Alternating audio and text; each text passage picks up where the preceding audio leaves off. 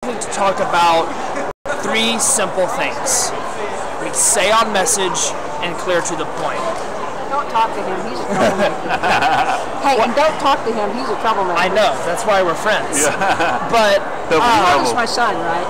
I didn't know it was your son. I adopted adopted son. Campaign. Oh, okay. Right. He's my baby. I think Have fun, sweetheart. thank you, Mom. I think our message needs to be 3 points: life, liberty, and property. This does several things. This sets us up for very important arguments about who we are. It also gives us a lot of intellectual firepower because we can go to John Locke and we can use all of his works which were instrumental in our founding. But that's historical. People can look at that. The debates that I think it sets us up for: life. Overwhelmingly, the black demographic is pro-life, not pro-death. We win the argument. Look at liberty. Now this is going to be tricky because we've been drifting to the left, and so there's this idea that liberty is just being able to do whatever you want to do whenever you want to do it. No, that's anarchy, and there's a very distinct difference. Liberty and freedom is about doing what is best. It's about doing what you ought to do. That's freedom. Being able to do what you ought to do, not being able to do what you want to do. Distinct difference. So there's a moral order that talks about liberty, and I think once we get that point across, that you have to have a moral order. Otherwise, society just decays. Look at, for example, Occupy movement. The Occupy movement, exactly. Perfect example. No moral order. Their idea of liberty and freedom is what I just described. It's anarchy. You have people defecating in public. You have rapes going on, so much to the point that in New York, they had to set up their own guards just to keep it from happening.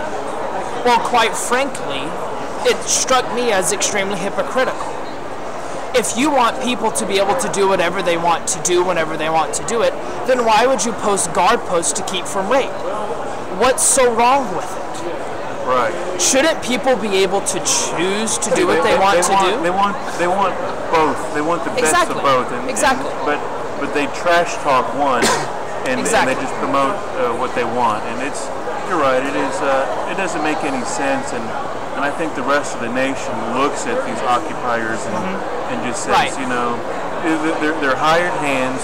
They're bussed absolutely. in. There's a handful of people that are leading that movement. And they're not our friends. No, they're not. Well, and then the third point is property. And this gets into what we discussed earlier about the right of conscience.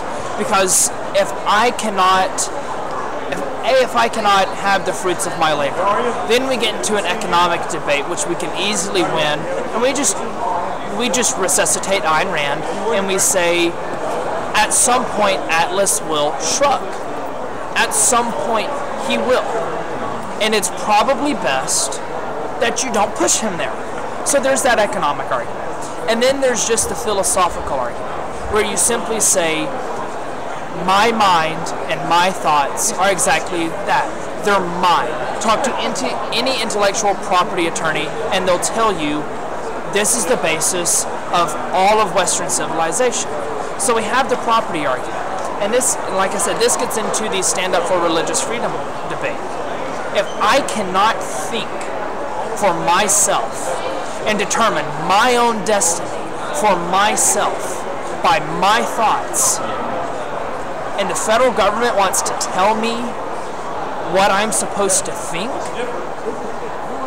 that is so egregious to the ideas of this country that I simply think we would see a huge shift in demographics if we talked about those three things: life, liberty, properly defined, and property.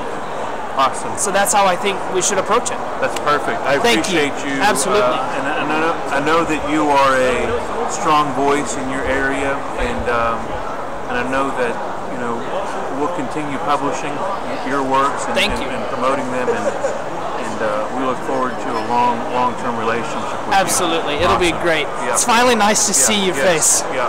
And it was Nancy. Okay, it was